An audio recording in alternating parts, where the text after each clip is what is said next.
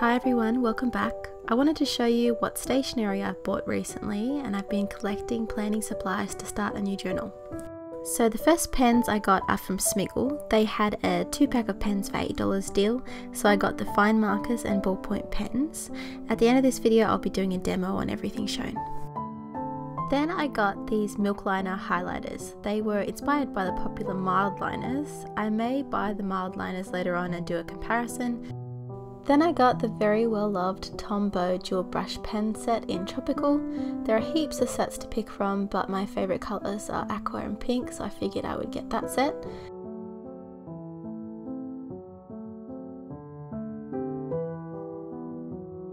Kmart had a whole section of stationery and back to school supplies, so I got some mechanical pencils, Bic Intensity fine liners, metallic Sharpies, and then I also got a whole pack of Sharpie fine liners and some heart sticky notes.